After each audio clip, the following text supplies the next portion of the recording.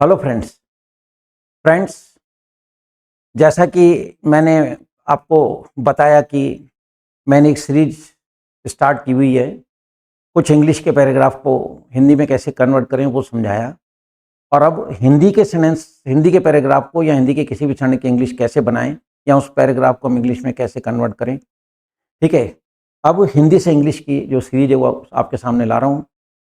तो एक और पैराग्राफ आपके सामने है, चलते हैं और इस पैराग्राफ की इंग्लिश कैसे बनाएं इस पे बात करते हैं, ताकि आपके मन में ये बात बैठे कि हमें इंग्लिश सीखना कैसे है। फ्रेंड्स, रूस का सम्राट, राइट, एम्परर ऑफ रशिया। रूस का सम्राट प्राय भेष बदलकर इस बात को मालूम करने के लिए निकला करता था। देखो, रूस का सम्राट एम्परर ऑफ रशिया, प्राय मीन्स, प्राय मतलब often, right. Emperor of Russia often, भेष बदलकर। अब देखिए, भेष बदलने को बोलते हैं डिस्गाइज, और जब वर्ब में कर आ जाता है तो इस कर के लिए हम उसमें आईएनजी जोड़ देते हैं। जैसे रोकर वीपिंग, हंसकर लाफिंग। वर्ब में जब कर आ जाता है तो उसमें हम वर्ब में आईएनजी जोड़ देते हैं। तो एम्परर ऑफ रशिया ऑफन, भेष बदलकर इस बात को मालूम करने के लिए बाहर निकला करता था। तो एम्परर ऑफ रशिया ऑफन बाहर निकला करता था। Used to go out, used to go out disguising. अब डिसगाइजिंग पहले भी बोल सकते हैं। इधर देखिए, emperor of Russia often disguising, he used to go out to know the opinion of the people for him, right. करता था, आदत थी उसकी। समय समय पे वो भेष बदलता और देखता था कि मेरी प्रजा के अंदर क्या हो रहा है। What the things are exercising around him, लोगों की क्या राय है उसके बारे में, या जो भी प्रजा क्या कर रही है, कैसा चल रहा है उसका राज्य, वो देखने के लिए। तो emperor of Russia often disguising, he used to go out to know the opinion of people. Clear? What the things are exercising around him. निकला करता था कि जनता की मेरे संबंध में क्या सम्मति है। व्हाट इज द ओपिनियन, क्या सम्मति है, वर्ब नहीं है, नॉन एक्शन है। What is the opinion of people for him, right. एक दिन मैं मास्को नगर के समीप एक छोटे से गांव में पहुंचा आ क्या हो जा गई, पहचानना बहुत जरूरी है। हिंदी के सनद की रिकॉग्निशन अगर स्ट्रांग है और कॉन्सेप्ट क्लियर है, it will be very easy for you to translate any Hindi सनद into English without any problem, right. एक दिन वह मास्को नगर के समीप छोटे से गांव में पहुंचा। वन डे ही रीच्ड, अराइव्ड नहीं लगाएंगे। अब यही तो चीज है, एक शब्द रीच है, एक अराइव है। अब एक बार मन में बात आ सकती है कि अराइव लगाऊं या रीच लगाऊं। फ्रेंड्स, जाकर पहुंचना रीच होता है, आकर पहुंचना अराइव होता है। जो ट्रेन्स आपके शहर में आती हैं उनके बारे में अगर आप पूछोगे वहां जाकर इंक्वायरी पे कि फला ट्रेन का अराइवल क्या, अराइवल टाइम क्या है, वो जो ट्रेन आ रही है आपके शहर में उसका अराइवल टाइम क्या है। फिर ये ट्रेन मान लो अगले स्टेशन या अगले शहर में कब पहुंचेगी, फिर उसका रीचिंग टाइम क्या है। समझ में आ रहा है? इंग्लिश कैसे सीखनी है डिसाइड करना आपको है। अब देखिए, तो वन डे, एक दिन वह मास्को नगर के समीप छोटे से गांव पहुंचे। One day he reached in A small village of city Moscow, right. थकावट और भूख का बहाना करके, वही कर वाला केस आ गया। हमने भी बताया कि वी प्लस कर होता है तो उसमें आईएनजी लग जाता है। थकावट और भूख का बहाना करके, बहाने को बोलते हैं pretend, pretending of tiredness and hunger, pretending of tiredness and hunger, उसने कई मनुष्यों से सहायता की प्रार्थना करी। पास्ट में का सिंपल सेंटेंस है, डेड नहीं आएगा second form. He requested many people for the help. अब हेल्प के पहले मैंने द लगा दिया तो ये हेल्प नाउन बन गया, द हटा दोगे तो हेल्प वर्ब बन जाएगा। क्या आपको लगता है कि बिना कॉन्सेप्ट इंग्लिश लिखी जा सकती, बोली जा सकती है? फ्रेंड्स, कभी सपना भी मत देखना। कौन क्या कह रहा है, आपके पास सोच है, आपको अपनी सोच यूज करनी है और सही रास्ते की तरफ चलना है। Pretending of tiredness and hunger, उसने कई मनुष्यों की सहायता की प्रार्थना करी। He requested many people for the help, परंतु बट उन्होंने उसके मैले कुचेले कपड़े देखकर, फिर कर आ गया, देखिए आप, वर्ब में कर आ जाए तो आईएनजी लगता है। हंसकर लाफिंग, रोकर वीपिंग, दौड़कर रनिंग, गाकर सिंगिंग। परंतु बट उन्होंने उसके मैले कुचेले कपड़े देखकर, but seeing his tattered and torn clothes. एक फ्रेज है टेटर्ड एंड टॉर्न वाला, फटे पुराने मेले कपड़े। सीइंग हिज, अगर आपको मान लीजिए नहीं आता तो डर्टी क्लोथ्स कर दें, सीइंग हिज डर्टी क्लोथ्स। और वैसे फ्रेज है seeing his tattered and torn clothes. Friends, जितने अच्छी वोकैबुलरी यूज करोगे, कोटेशंस यूज करोगे, फ्रेजेस यूज करोगे, उतनी भाषा के अंदर राइट एक मतलब जब ब्राइटनेस आती है, उतनी भाषा उच्च कोटि की बनती है, उसका लेवल बढ़ता है। And that add glamours in the language. तो उससे मालूम पड़ता है कि आपके पास अच्छे फ्रेजेस हैं, अच्छे कॉम्पोजिशंस हैं, अच्छे कोटेशंस हैं, राइट। तो these all things are cosmetic to beautify the language, whatever the language is. Seeing his tattered and clothes, उसे भिखारी समझा। अब यहां समझने के लिए वर्ड अंडरस्टैंड नहीं आएगा। People took him a bagger. Friends, मेरे फुल कोर्स में ये सारी चीजें इतनी बखूबी से एक्सप्लेन की गई हैं। अब देखिए, समझना दो होते हैं। एक तो हमने टॉपिक को अच्छी तरह समझा, यहां पे टीचर या कोई एक व्यक्ति बोल रहा है और एक सुन रहा है। सुनने वाला कहता है मैंने उसको अच्छी तरह समझा। एक समझना ये होते हैं, यहां दो व्यक्ति होंगे, एक बोलेगा एक समझेगा। आपकी गली में कोई व्यक्ति आया और वह इधर उधर झांक रहा था, आपने देखा कि ये कोई रैकी कर रहा है, तो आपने उसे चोर समझा, यानी आपने उसे चोर मान लिया, यानी आपने उसको चोर के रूप में ले लिया। अब यहां समझने के लिए अंडरस्टैंड वर्ड नहीं आएगा।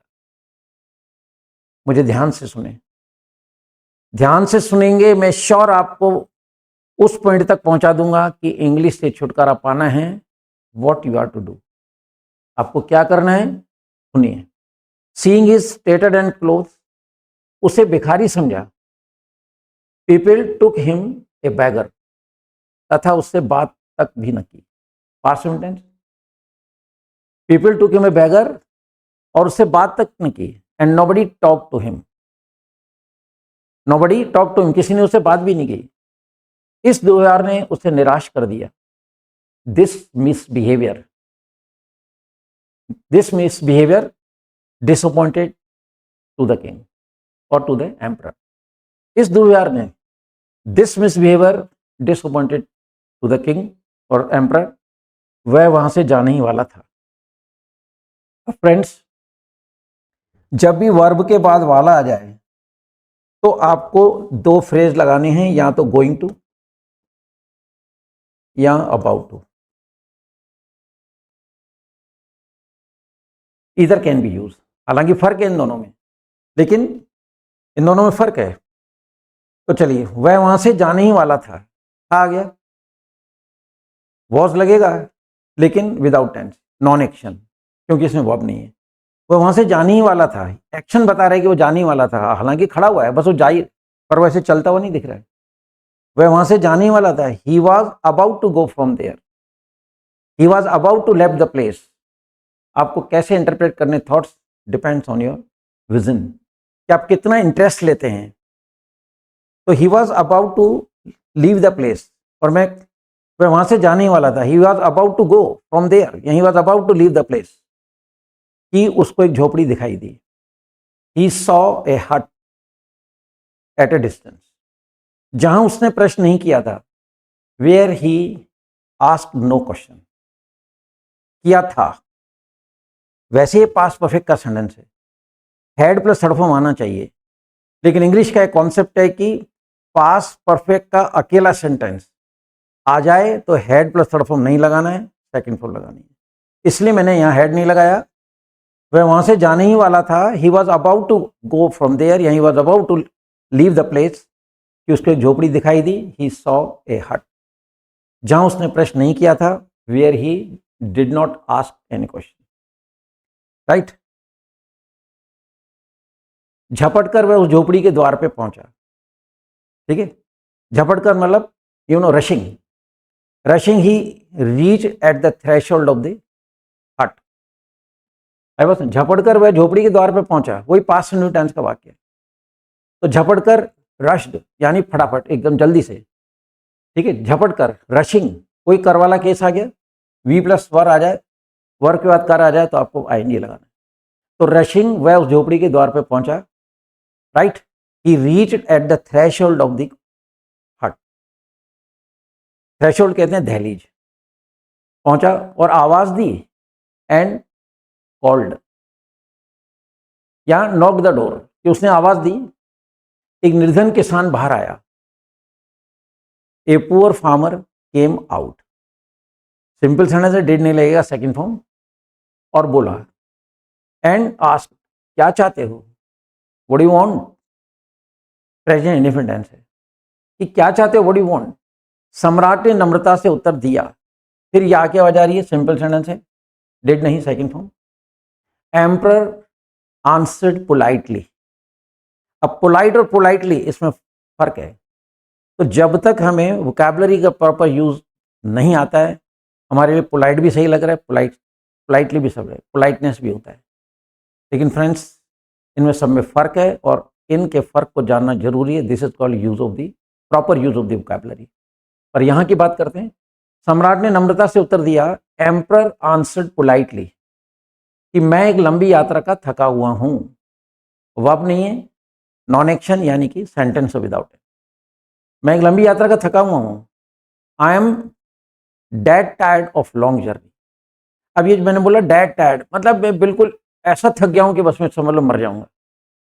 भाषा को ब्यूटिफाई कैसे किया जाना चाहिए ये आपको आना चाहिए। इसके लिए अच्छे कॉम्पोजिशंस, अच्छे कोटेशंस, गुड वोकैबुलरी, अच्छे फ्रेजेज यूज करोगे तो भाषा के अंदर सुंदरता आएगी, and it will add glamour in language.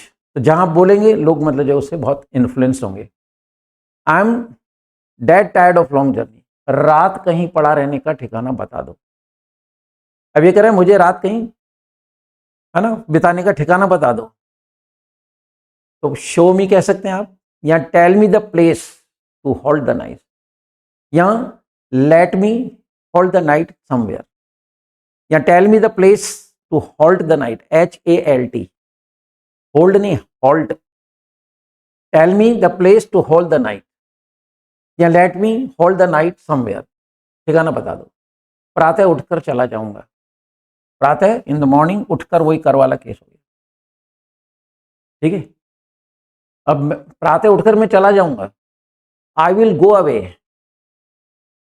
I will go away getting up in the morning, यहाँ getting up in the morning I will go away, चला जाऊंगा, गा आ गया, फ्यूचर इंडेफिनिट टेंस है, शैल विल लगेगा, फर्स्ट फॉर्म लगेगी, ये सब आपके नॉलेज में होना चाहिए। और तुम्हारे बाल बच्चों को आशीर्वाद दूंगा, फिर गा रहा है, and I will bless your children, simple सी बात है, I will bless your children. किसान सम्राट का हाथ पकड़कर, वर्ब और कर आ जाए, वर्ब में कर आ जाए, जैसे मैंने बताया आईएनजी लगाना है। किसान सम्राट का हाथ पकड़कर, holding empress hand,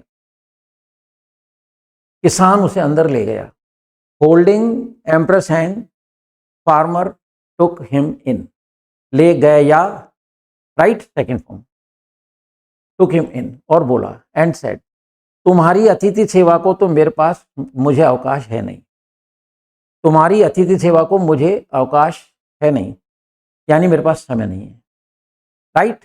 I have no time, I have no time for your hospitality, यहाँ I do not have any time, I have no time में हैव हेल्पिंग वर्ब है, आई डू नॉट हैव बोलते हो तो have verb है, यहाँ do not helping verb, ऐसे ही बोला जा सकता है।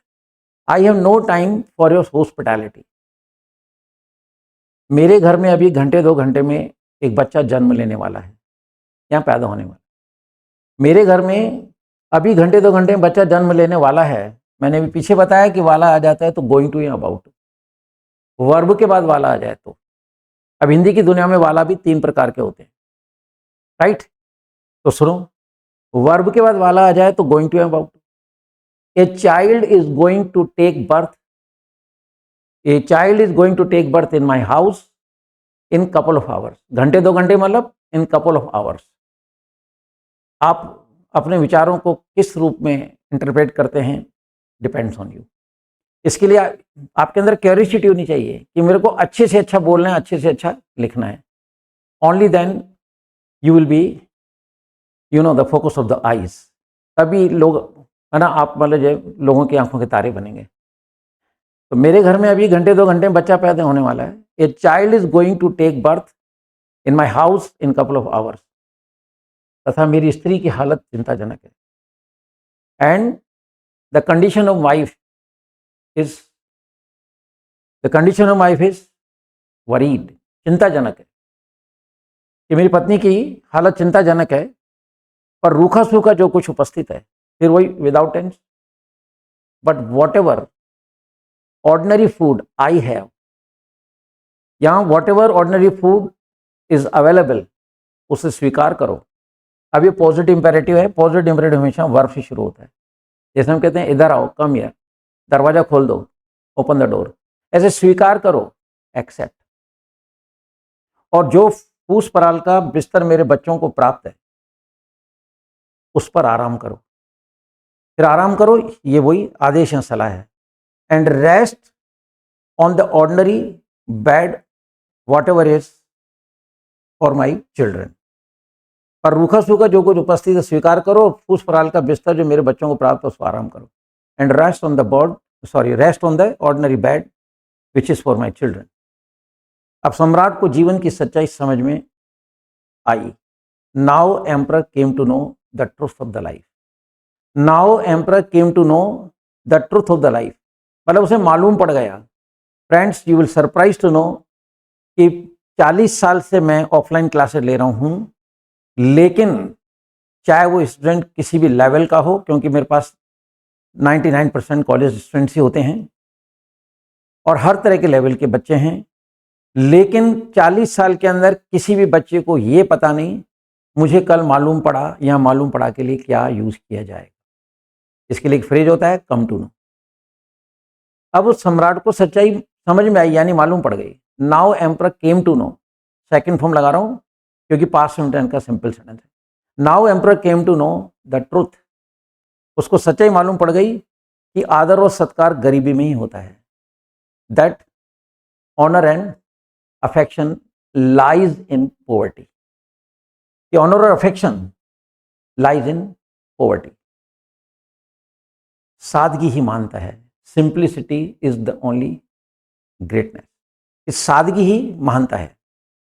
तो फ्रेंड्स, आपने देखा कि कुछ भी एक पैराग्राफ है आपके सामने, एक एक सेंटेंस की इंग्लिश बनाओगे तो उस सेंटेंस की पहचान, उसके अंदर कौन सा वर्ब लगेगा, वर्ब की कौन सी फॉर्म लगेगी, कब एस लगेगा, कब सेकंड को, कभी थर्ड फॉर्म, कभी आईएनजी, और उस सेंटेंस को हम सेट कैसे करेंगे।